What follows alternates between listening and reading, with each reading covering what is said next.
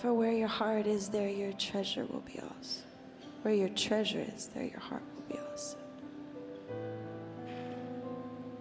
We treasure you above all others, above all else.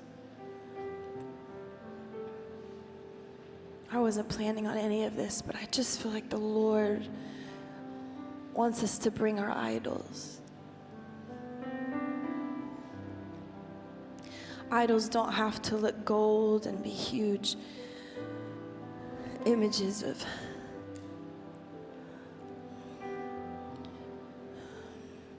anything. It doesn't.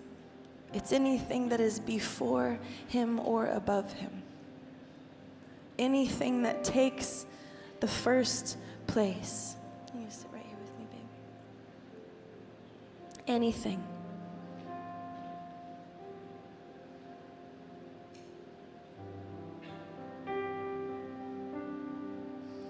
He's looking for friendship in this hour. He's looking for a bride.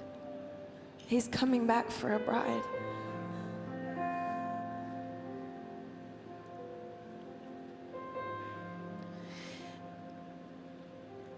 Restore to us that feeling, Lord, that we couldn't wait.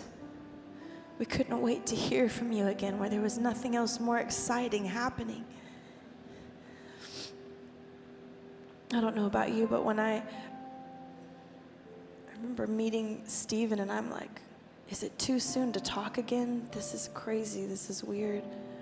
And I think anyone who has been touched by Jesus knows exactly what I'm talking about.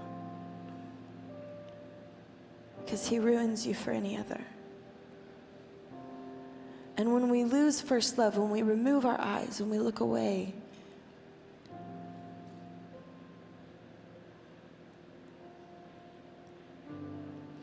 everything else is disappointing. Everything else is less than. And we wonder why life has not gone the way we hoped it would. We wonder why things aren't going the way we hoped they would. We wonder why the thing that God promised us is not happening in our lives. And we wonder, oh, I thought you called me to this thing. But the caller is the keeper.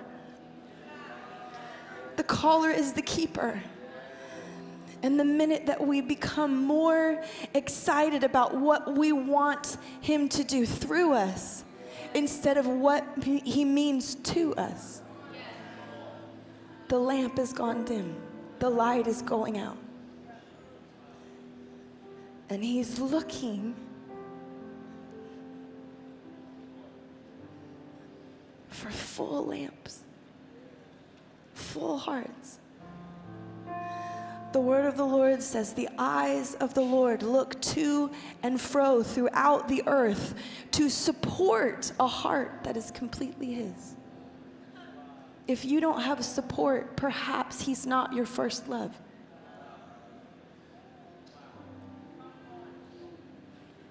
Because a marriage is helpful when it's healthy.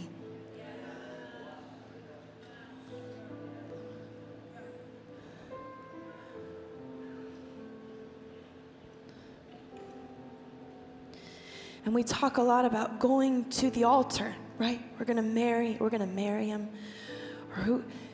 We talk about going to the altar, and then we leave the altar and we wonder why things fall apart. The key was to never leave the altar.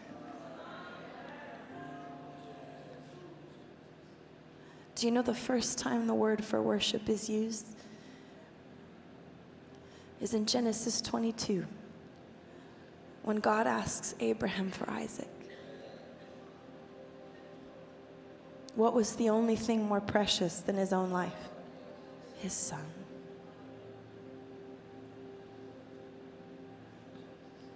And Abraham, who trusted God,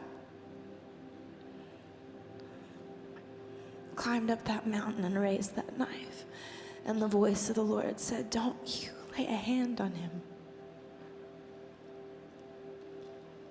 Because now I know that there's nothing you withhold. This is worship.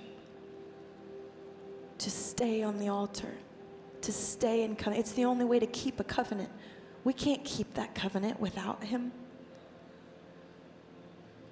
The times in my marriage with Stephen, we just had our 10-year anniversary. It's beautiful and miraculous. The only times that we have fallen apart were when we both realized we had gotten off the altar.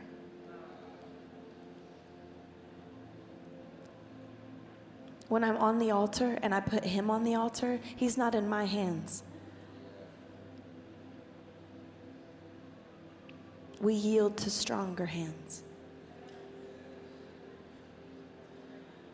When I take it off and I take hold, everything falls apart. Because he's looking for willing wombs. He's looking for a people who will give